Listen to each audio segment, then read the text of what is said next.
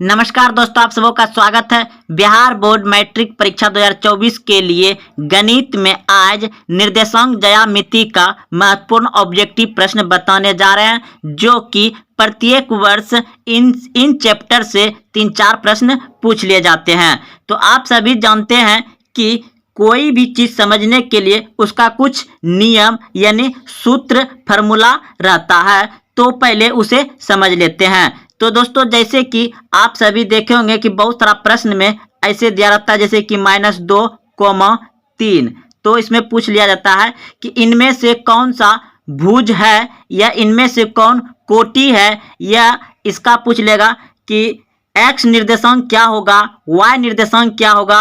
तो इस तरह का प्रश्न यह मतलब इनमें से कौन से चतुर्थांश में आते हैं, कौन से पद में आते हैं, कौन से पाद में आता है। तो दोस्तों, इसको समझने के लिए सबसे पहले आपको ये सभी को समझना पड़ेगा जो आप स्क्रीन पर देख रहे हैं। तो देखिए, यह है आपका x निर्देशांक और यह है आपका y निर्देशांक।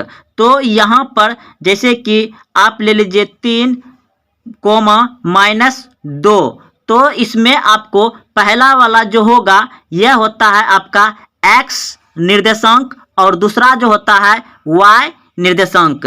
तो पहले वाले को कहा जाता है भुज, पहले वाले को क्या कहा जाता है, भुज, और दूसरे वाले को कहा जाता है कोटि। दूसरे वाले को क्या कहा जाता है, कोटि। याद रखिए, यानी कि इसे कहा जाता है। तो दोस्तों याद रखिएगा, यह जो y निर्देशांक है और यह जो x निर्देशांक है, यानी कि समझिए ये x हो गया और ये y हो गया। तो ये जो x है इसको क्या कहा जाता है, भुज, और इसको क्या कहा जाता है, कोटि। याद रखिए, पहले x आएगा फिर y आएगा। तो अब यहाँ पर देखिए कि प्रथम चतुर्थांश में क्या है, तो प्लस प्लस है। फिर द्वितीय चतुर्थांश में क्या है, माइनस प्लस। द्वितीय चतुर्थांश माइनस प्लस है। तृतीय में क्या है, माइनस माइनस है। चतुर्थ चतुर्थांश में क्या है, तो प्लस माइनस है। तो इसे याद रखिए। देखिए, आप यहाँ पे अच्छे से समझ जाइएगा। ये हो गया आपका पहला, तो पहला में क्या है, प्लस प्लस। दूसरा में क्या है आपका, माइनस प्लस। तीसरा में क्या है, माइनस माइनस। और चतुर्थ में क्या है, चौथा में क्या है, प्लस माइनस। तो आइए इन आधार पर प्रश्न को ले रहे हैं। तो देखिए, यहाँ पर आप प्रश्न देख रहे हैं कि क्या है पहले, तो आप एक बार यहाँ पे ध्यान में रखने के लिए सूत्र को लिख लेते हैं। तो पहला क्या होता है, प्लस प्लस। दूसरा क्या होता है, माइनस प्लस। तीसरा क्या होता है, माइनस माइनस। और चौथा क्या होता है, प्लस माइनस। तो देखिए, ये हो गया आपका पहला, ये हो गया आपका दूसरा, ये हो गया आपका तीसरा, और ये हो गया आपका चौथा। तो देखिए यहाँ पे क्या है, -4, 3 है, यानी कि प्लस में है। -4 और +3 यानी कि माइनस प्लस है। तो माइनस प्लस कहाँ जाएगा आपका, द्वितीय। ये क्या हो जाएगा आपका, द्वितीय चतुर्थांश में है या द्वितीय पाद में है। अब देखिए, ये माइनस माइनस है, तो ये जो माइनस माइनस है किस में आ जाएगा, तीसरा में आ जाएगा। ये तृतीय चतुर्थांश या तीसरा पाद में है। यहाँ पे देख रहे हैं आप प्लस प्लस है, तो ये पहले में आ जाएगा, ये पहले में पहला चतुर्थांश में आ जाएगा। यहाँ फिर माइनस प्लस है, तो माइनस प्लस कहाँ आता है आपका, दूसरा में। तो ये हो जाएगा आपका दूसरा, यानी कि दूसरा चतुर्थांश में है। तो चलिए दोस्तों, आप लोग अच्छे से समझ गए होंगे। अब यहाँ पर आ गया आपका, देखिए अभी आपको जस्ट बताए हैं कि x निर्देशांक को क्या कहा जाता है। तो हम बताए थे कि x निर्देशांक को क्या कहा जाता है, भुज। ऑप्शन नंबर बी सही है। अगला प्रश्न है, ये प्रश्न है आपका कि y(x) का समीकरण है। अगर y(x) का समीकरण पूछे तो इसका उल्टा कर दीजिए, x बराबर हो जाएगा आपका 0। y(x) का समीकरण पूछे तो x बराबर 0 हो जाएगा। और अगर x का समीकरण पूछे तो हो जाएगा आपका y बराबर 0। ऑप्शन नंबर ए इसका सही हो जाएगा। तो देखिए दोस्तों, दोनों प्रश्न यहाँ पर है। यहाँ पे पूछा गया है y(x) का समीकरण है तो x बराबर 0, और x का समीकरण है तो y बराबर जीरो हो जाएगा। याद रखिएगा, अच्छा से उल्टा हो जाता है। अब अगला प्रश्न है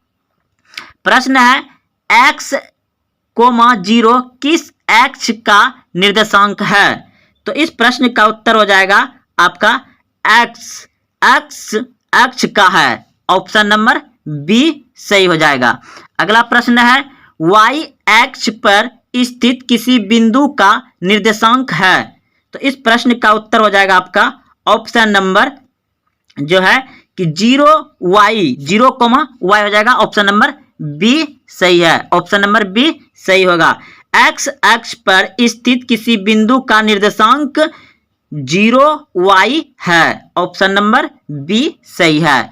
अगला प्रश्न है आपका, प्रश्न है y अक्ष पर x अक्ष से 4 इकाई की दूरी पर x अक्ष के नीचे एक बिंदु A स्थित है, तो A के निर्देशांक है। तो इस प्रश्न का उत्तर हो जाएगा आपका ऑप्शन नंबर डी, बिल्कुल सही है। क्योंकि इस तरह जो बनता है तो इधर क्या होता है इसका, यानी कि ये y होता है, तो यहाँ पर 4 आएगा, तो क्या आ जाएगा 4 आएगा, और x अक्ष का 0 से ले लेते हैं, तो ये आपका ऑप्शन नंबर डी -4, क्योंकि नीचे -4 रहता है। तो आप लोग समझ गए होंगे। अब अगले प्रश्न की ओर। अब प्रश्न पूछा गया है कार्तिकीय तल में स्थित किसी बिंदु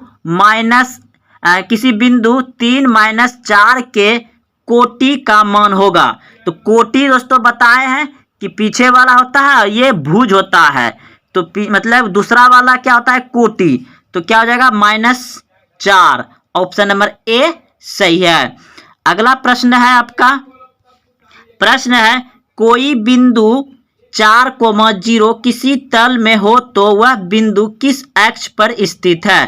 तो यह हो जाएगा आपका ऑप्शन नंबर सी, बिल्कुल सही है, x अक्ष पर होगा। अगला प्रश्न है बिंदु 4,3 किस पाद में है? बिंदु 4,3 किस पाद में है? यानी कि दोनों क्या है प्लस में है, दोनों प्लस में है, तो प्रथम आ जाएगा, प्रथम पाद। ऑप्शन नंबर ए सही है, प्रथम पाद। अगला प्रश्न है कोई बिंदु 0,6 किसी तल में है तो इस बिंदु की स्थिति किस अक्ष पर होगी? तो इस प्रश्न का उत्तर हो जाएगा आपका y अक्ष होगा, y अक्ष। ऑप्शन नंबर ए सही है। अगला प्रश्न है किसी बिंदु की x अक्ष से दूर उस बिंदु का क्या कहलाती है? तो x अक्ष से दूर उस बिंदु, यानी कि दूर जो उस बिंदु है, यानी कि क्या हो जाएगा तब ये कोटि। ऑप्शन नंबर बी सही है, क्योंकि पहला x अक्ष होता है, दूसरा क्या होता है y अक्ष होता है, तो इससे उस दूर बिंदु तो यही है, तो क्या हो जाएगा, इसको क्या बोलते हैं कोटि, इसको बोलते हैं भुज। तो अगला प्रश्न देखिए, तो इस प्रश्न का उत्तर था कोटि।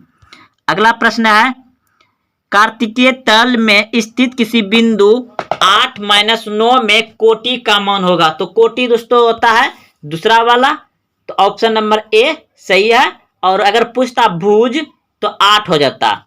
अगला प्रश्न है बिंदुएं -4,3 किस चतुर्थांश में है? तो -4 और 3 है, यानी कि माइनस प्लस है, तो माइनस प्लस है तो ये किस में आ जाएगा, दूसरों में आ जाएगा। माइनस प्लस किस में आता है, दूसरों में आ जाएगा। ऑप्शन नंबर बी सही है। अगला प्रश्न है फिर बिंदु 2√3-2 किस पाद में आएगा? तो क्या है प्लस माइनस, तो चतुर्थ में आएगा। ऑप्शन नंबर डी सही है, चतुर्थ में, प्लस माइनस चतुर्थ में आता है। देखिए एक बार याद कर लीजिए, ये पहला होता है प्लस प्लस, और दूसरा होता है प्लस माइनस, तीसरा होता है माइनस माइनस, और ये होता है प्लस माइनस। तो यहाँ पे प्लस है और इधर माइनस है, तो क्या आ जाएगा चतुर्थ, यानी कि चौथा में आ जाएगा। अगला प्रश्न है माइनस माइनस दोनों दिखाई दे रहा है, तो आप सभी जानते हैं कि माइनस माइनस किस में होता है, तृतीय पाद में होता है, ना कि तृतीय चतुर्थांश में होता है। ऑप्शन नंबर सी सही है। अगला प्रश्न है निम्न में से मूल बिंदु नियमांक कौन है? मूल बिंदु के नियमांक कौन है? तो मूल बिंदु के नियमांक होता है 0,0, ऑप्शन नंबर बी सही है। अगला प्रश्न है 17 नंबर। प्रश्न है x बराबर -5 का आलेख कैसी सरल रेखा है। तो इस प्रश्न का उत्तर हो जाएगा आपका ऑप्शन नंबर जो है कि बी सही है। यह सरल रेखा y अक्ष के समांतर होगा। ये क्या होगा? y अक्ष के समांतर होगा। जैसे कि मान लिया जाए दोस्तों कि ये आपने क्या बनाया, ग्राफ बनाया, तो -5 मान लिया जाए यहाँ है। आप सभी जानते हैं कि ये x होता है, ये x होता है, ये y होता है और ये y होता है। तो मान लिया जाए कि -1 -2 यहाँ 5 हो गया। तो ये जो ऊपर जाएगा तो किसके समांतर जा रहा है? ये y के समांतर न जा रहा है, ऊपर जा रहा है, तो ये y के समांतर है। तो क्या हो जाएगा? ये आपका y के समांतर है। तो ऑप्शन नंबर कौन सा सही होगा? ऑप्शन नंबर बी सही है, y के समांतर है। अगला प्रश्न है बिंदु -3, -5 किस पाद में स्थित है। तो माइनस माइनस सभी जानते हैं, आप सभी बहुत अच्छे से याद रहेगा, तृतीय पाद में है। ऑप्शन नंबर सी सही है। अगला प्रश्न है बिंदु 6-5 का x निर्देशांक x नियमांक है।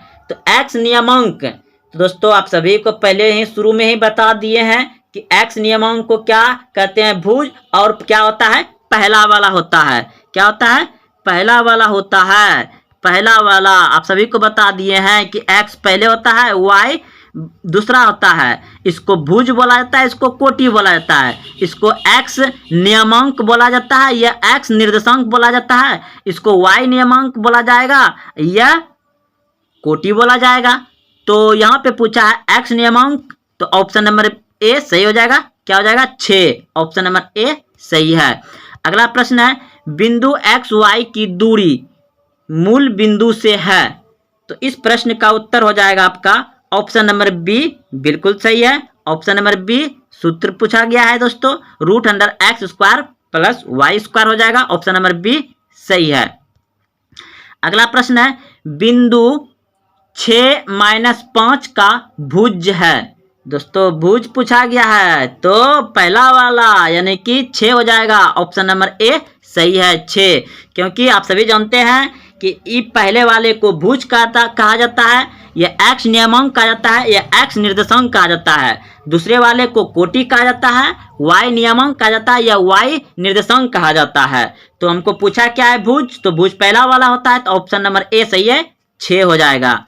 अगला प्रश्न है बिंदु 3, 2 और -3, 2 दोनों अवस्थित है। तो कहाँ अवस्थित है? तो इस प्रश्न का उत्तर होगा आपका ऑप्शन नंबर जो है कि सी सही है। x अक्ष के एक ही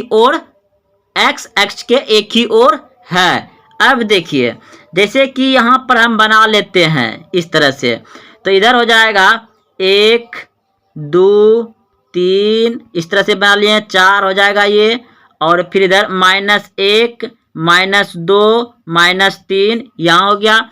अब फिर देखिए हमको क्या दिया गया है, और इधर हो जाएगा 1 प्लस में 2 3 4, तो यहाँ पे मान 3 है, और ये तो जानते करते y होता है, ये आप जानते हैं y होता है, ये x होता है, ये भी x होता है। तो देखिए अगर यदि हम यहाँ पर क्या है -3 है तो यहाँ रख देंगे, और 2 यहाँ है तो यहाँ मिल जाएगा, यानी कि यहाँ पे मिल रहा है। और फिर इधर दूसरा क्या था आपका?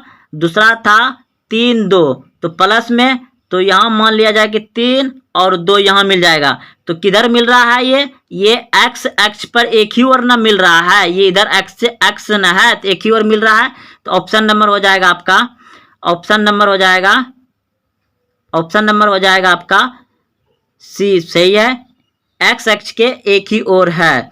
अगला प्रश्न है बिंदुएं -6 -5/2 किस पाद में है। तो दोनों माइनस माइनस है, तो तृतीय पाद में हो जाएगा, तृतीय पाद। ऑप्शन नंबर सी सही है, तृतीय पाद। ऑप्शन नंबर सी सही है, तृतीय पाद होगा इसका, क्योंकि दोनों माइनस में है, दोनों माइनस में, तृतीय पाद होगा। अगला प्रश्न है बिंदु -6, 10 का कोटि पूछा है, कोटि। तो कोटि पूछा है तो कोटि होता है दूसरा वाला और भुज होता है पहला वाला। तो भुज अगर पूछता तो -6 होता और कोटि पूछा है तो 10 होगा, यानी ऑप्शन नंबर बी सही है। 10 कोटि 10 हो जाएगा। अगला प्रश्न है बिंदुएं -6 -7 का कोटि। तो फिर कोटि पूछा है दोस्तों। कोटि तो आप सभी जानते हैं कि y को कहता है, इधर y रहता है, इधर की दूसरा वाला कोटि, तो -7 ऑप्शन नंबर सी सही है। अगला प्रश्न है x अक्ष का समीकरण है, तो x अक्ष का समीकरण उल्टा हो जाएगा इसका, y बराबर 0 ऑप्शन नंबर बी सही है। अगला प्रश्न है y बराबर 10 का आलेख कैसी सरल रेखा होगी। तो ऑप्शन नंबर ए बिल्कुल सही है, ये x अक्ष के समांतर होगा, x अक्ष के समांतर होगा। अब अगर यदि देखिए दोस्तों x अक्ष के समांतर कैसे होगा, मान लिया जाए कि ये एक समीकरण हम खींच देते हैं, तो ये हो जाएगा 1 2 3 4 5, क्योंकि हमको y बराबर दिया है तो यहाँ 10 रखेंगे, तो ये प्लस में है तो प्लस इधर आकर के ये प्लस यहाँ होगा, तो ये किसके तरफ जाएगा, प्लस, तो प्लस इधर आएगा, यानी कि ये तो x की ओर जाएगा ना, तो ऑप्शन नंबर x की ओर जा रहा है, तो ऑप्शन नंबर ए सही है। अगला प्रश्न है बिंदु -12 -18 का भुज। तो भुज पहला वाला होता है, -12 ऑप्शन नंबर ए सही हो जाएगा। अगला प्रश्न है कि एक सरल रेखाएं x बराबर -2 और y बराबर 3 का कटन बिंदु होगा। तो आपका पहला जानबे करते हैं क्या होता है, पहला होता है आपका x और दूसरा होता है y, तो -2 और y 3 कॉमा, तो ऑप्शन नंबर ए सही है।